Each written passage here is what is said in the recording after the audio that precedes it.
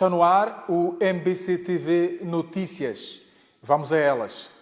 A operacionalização da fronteira de paragem única entre Moçambique e a África do Sul vai obrigar o país a uma gestão mais coordenada das fronteiras nacionais. A fronteira de paragem única entre Moçambique e a África do Sul tem o início da sua operacionalização previsto para janeiro de 2027. Segundo o secretário permanente do Ministério dos Transportes e Comunicações, Ambrósio Sitoy, que falava durante a 8ª Conferência do Porto de Maputo, realizada recentemente, será importante que a coordenação seja efetiva, de modo que haja harmonia com a contraparte sul-africana. Temos vários agentes dentro da fronteira, área de alfandegária, migração, fitossanitária.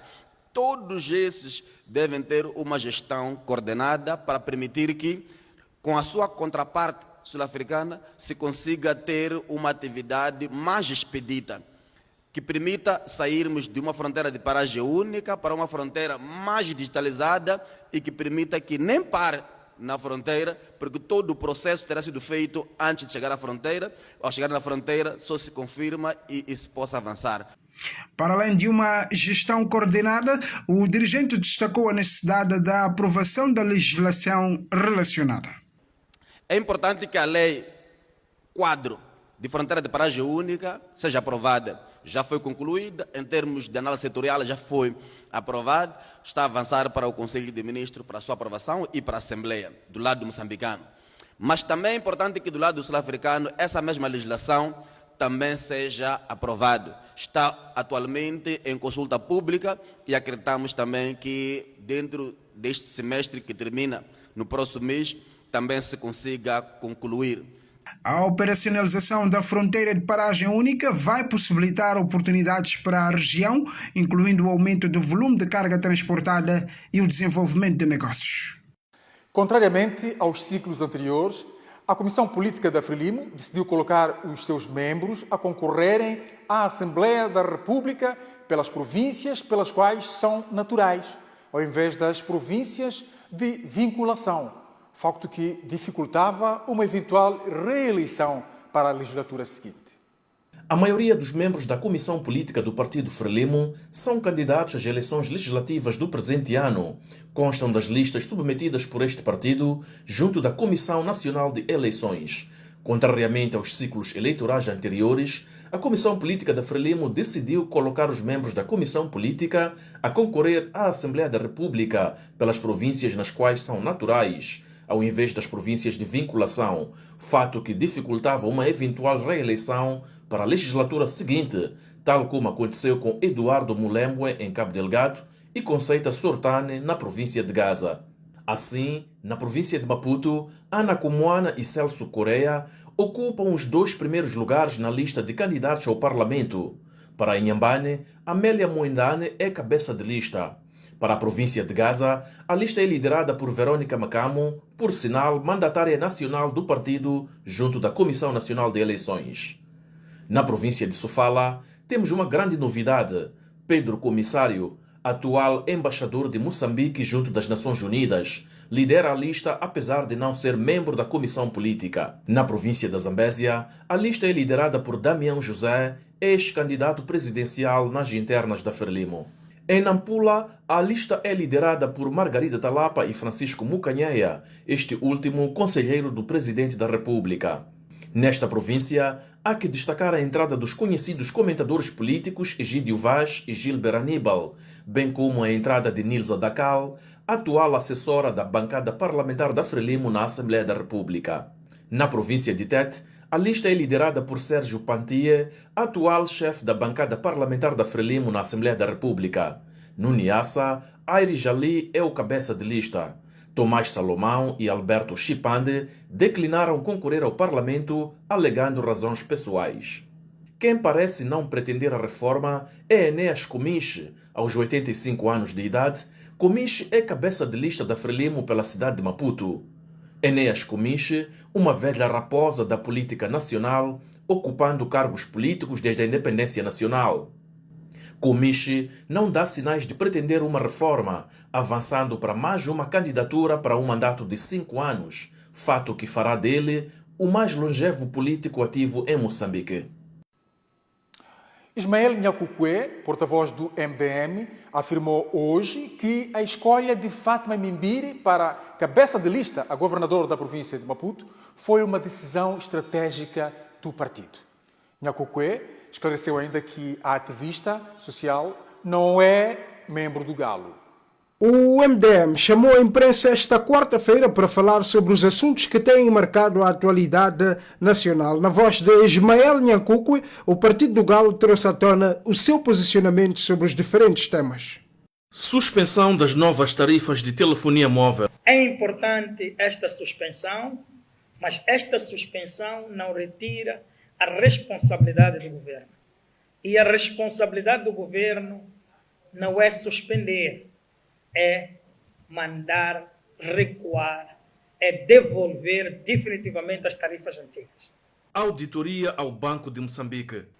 Portanto, queremos exortar aqui o governador do Banco de Moçambique, ao Partido Frelimo, ao governo da República de Moçambique, ao bem da transparência nacional, a que se permita que as contas do Banco de Moçambique sejam auditadas pelo Tribunal Administrativo, Inspeção Geral de Finanças e auditores externos.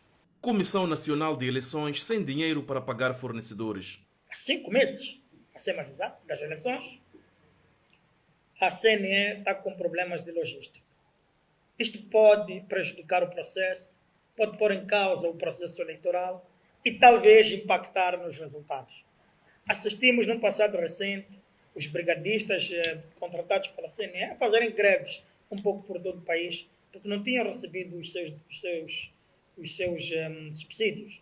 Isto é mau para o país. Para além destes assuntos, o MDM repudiou as recentes declarações do Ministro das Obras Públicas, Habitação e Recursos Hídricos, Carlos Mesquita, sobre as alegadas causas da acentuada degradação das estradas nacionais.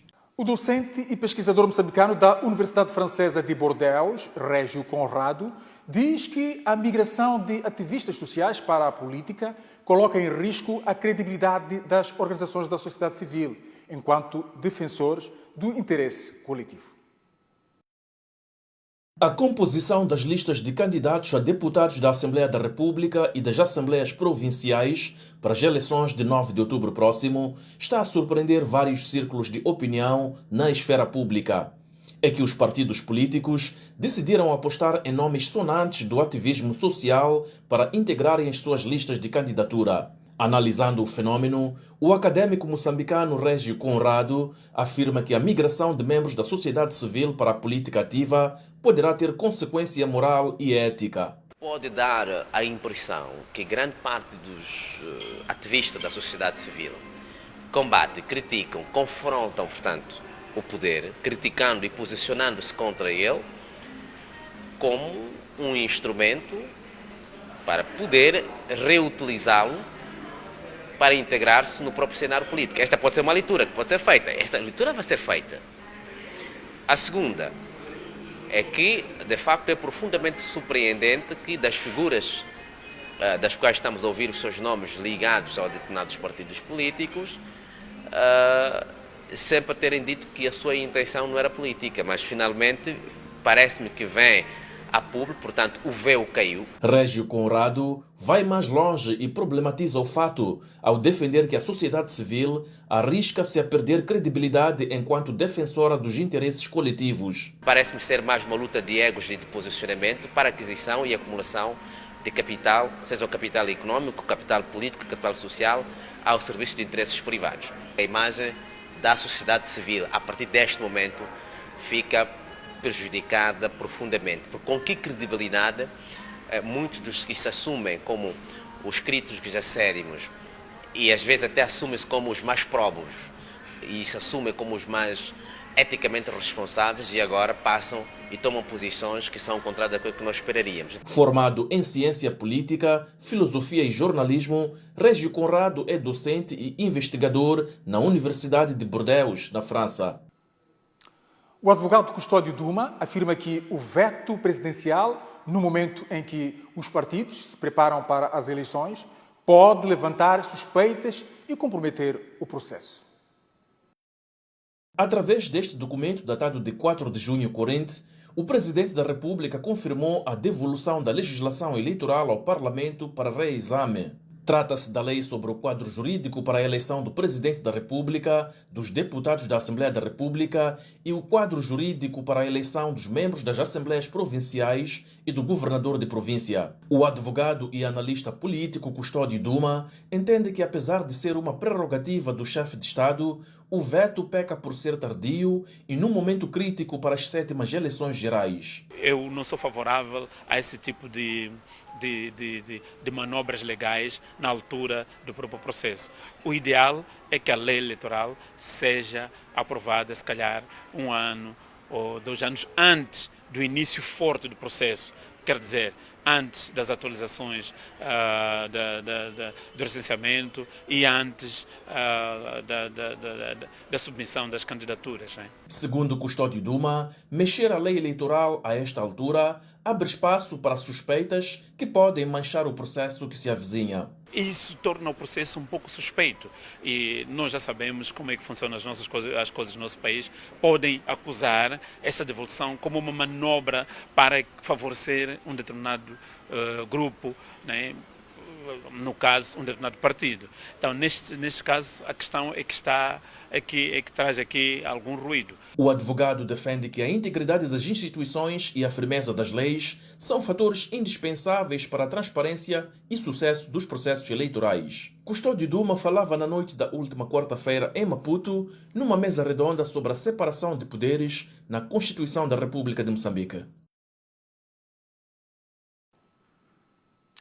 Agora, uma viagem virtual à Europa.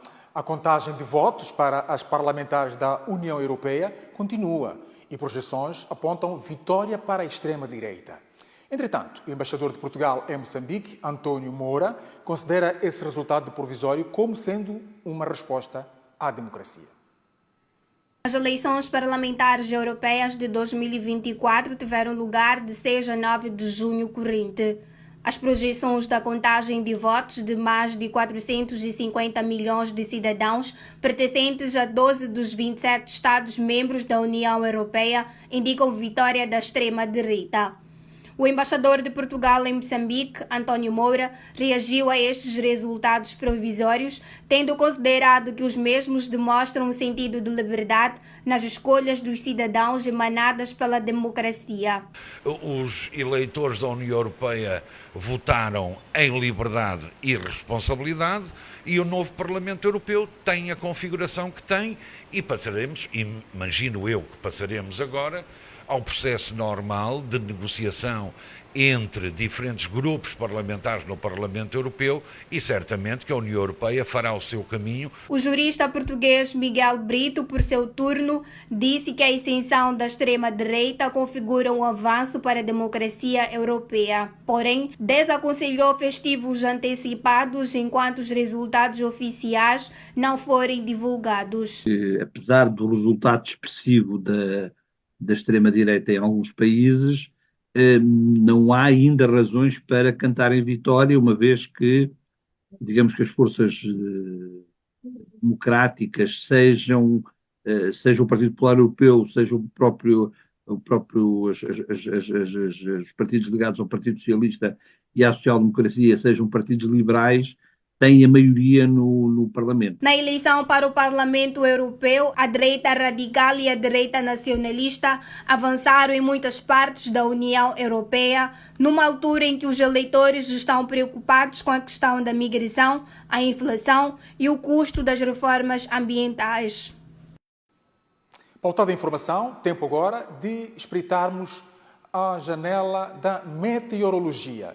Com efeito, vou já chamar a minha colega Mónica Mabai para trazer aquilo que se perspectiva em termos de meteorologia para o dia de amanhã. Boa noite, Mónica. Muito boa noite, Isaac. Muito boa noite aos telespectadores e internautas. Na zona sul do país, teremos um céu nublado, possibilidade de neblinas ou nevoeiros matinais. Por exemplo, para a cidade de Maputo, prevê-se uma temperatura máxima de 24 graus, uma mínima de 16. Xai-Xai, 25 graus, uma mínima de 16. Inhambane, 24 graus, uma mínima de 18. Para a zona centro do país, teremos um céu pouco nublado, possibilidade de neblinas e nevoeiros matinais. Para a cidade da Beira, 27 graus, uma mínima de 17. Chimoio, 22 graus, uma mínima de 12. E Tete, a cidade mais quente do país, 27 graus, uma mínima de 18. Quelimane, 26 graus, uma mínima de 17. Para a zona norte do país, prevê-se um céu pouco nublado a limpo. Para a cidade de Nampula, prevê-se uma temperatura máxima de 27 graus, uma mínima de 17. Lixinga, 19 graus, uma mínima de 9. Pemba, 30 graus, uma mínima de 20. Boa noite. Está completa a informação relativa a este dia. Voltamos amanhã no mesmo horário. Boa noite, bom descanso.